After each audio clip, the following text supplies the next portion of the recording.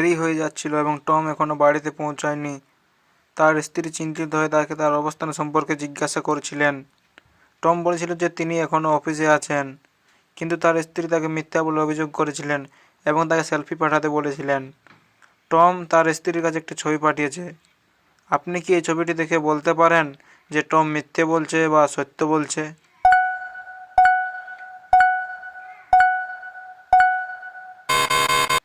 এটি একটি মিথ্যা ফটো।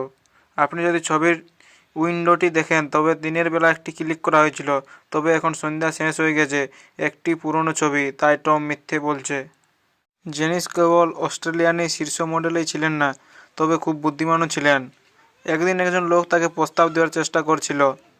সুতরাং জেনিস তাকে একটি প্রশ্ন জিজ্ঞাসা করল, আমাকে বলুন কোন গ্রহটি প্রথম আবিষ্কার করা হয়েছিল?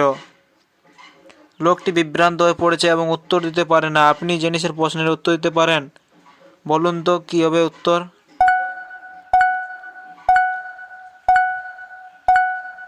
এখানে সঠিক উত্তর হলো পৃথিবী। স্পষ্টতই আপনি এখানে থাকেন, তাই এটি প্রথম আবিষ্কার করা হয়েছিল। মাইকেল তার বাড়িতে একটি মাইক্রোওয়েভ বাটি রাখে এবং সমস্ত বন্ধু এবং তাদের বন্ধুদের আমন্ত্রণ জানায়। তিনি একটি সুন্দর মেয়ের সাথে দেখা করল। তারা দুজনে একসাথে নাচছিল এবং পার্টির উপভোগ করছিল। মাইকেল একটি জরুরি কল পেয়েছিল এবং উচ্চ শব্দের কারণে কলটি নিতে বেরিয়ে গেল।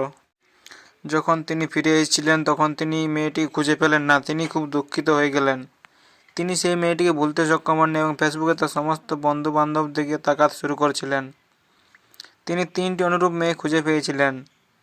আপনি কি মেয়েদের দিকে তাকিয়ে অনুমান করতে পারেন যে মাইকেলের সঙ্গে কোন মেয়ে ছিল?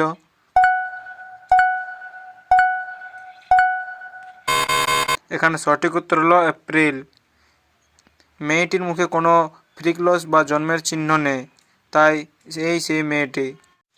মেহুল কাজের জন্য ভ্রমণ করছিল। পথে তিনি রাস্তার পাশে শুয়ে থাকা এক ব্যক্তিকে দেখতে পেলেন। সে নেমে লোকটির কাছে পৌঁছে গেল। তিনি অচেতন ছিল।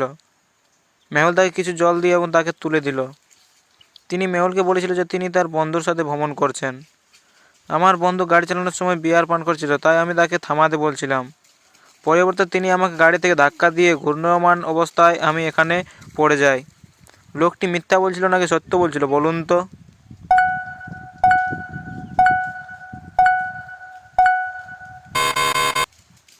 এখানে সঠিক উত্তর হলো মিথ্যা।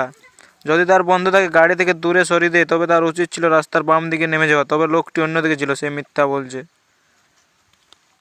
ম্যাক্স তার জিনিস সম্পর্কে খুব অধিকারী ছিল। তিনি তার স্ত্রীকে কখনোই তার স্টাডি রুমের ভিতরে আসতে দিতেন না। একদিন যখন ম্যাক্স বাড়িতে ছিল না, তার স্ত্রী তার স্টাডি রুমে প্রবেশ করলো। ঘরটি খুব অন্ধকার ছিল, তাই তিনি বাল্বটি সুইচ করলেন। তিনি ম্যাক্সের টেবিলে একটি নোটবুক দেখেছিল। ম্যাক্সের গাড়ির সিং শুনে তিনি নোটবুকটি তুলেছিল। তিনি তাৎক্ষণিকভাবে আগের মতো একই রাজ্যে সমস্ত কিছু পুনরায় সাজিয়ে দিল। তারপর সে আলো বন্ধ করে ঘরটি ছেড়ে চলে গেল।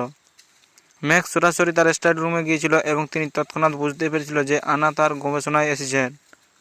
এই জিনিসগুলোর মধ্যে কোনটি তাকে ভাবতে বাধ্য করেছিল বলুন তো? 1 টেবিল, 2 নোট বই, 3 চেয়ার, 4 বাল্ব।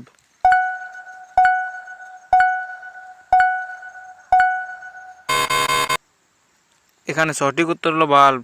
আন্না আগের মতো সব কিছু পুনরায় সাজিয়েছিল, এমনকি তিনি বাল্বটি সুইচও করেছেন। তবে বাল্বটি কিছু সময়ের জন্য গরম ছিল, যা ম্যাক্সকে বুঝতে সাহায্য করেছিল যে কেউ তার বাড়িতে এসেছিল। এডি খুব ভালো ফটোগ্রাফার ছিলেন। তিনি প্রচুর ভালো ছবি তোলেন এবং তিনি অনেক প্রতিযোগিতায় অংশ নিয়েছেন। একবার তিনি ইতালির অন্যতম বৃহত্তম প্রতিযোগিতায় অংশ নিয়েছিলেন। আপনি কি তার ছবিটি দেখে বলতে পারেন বা মন্তব্য করতে পারেন এটি আসল ছবি বা নকল ছবি?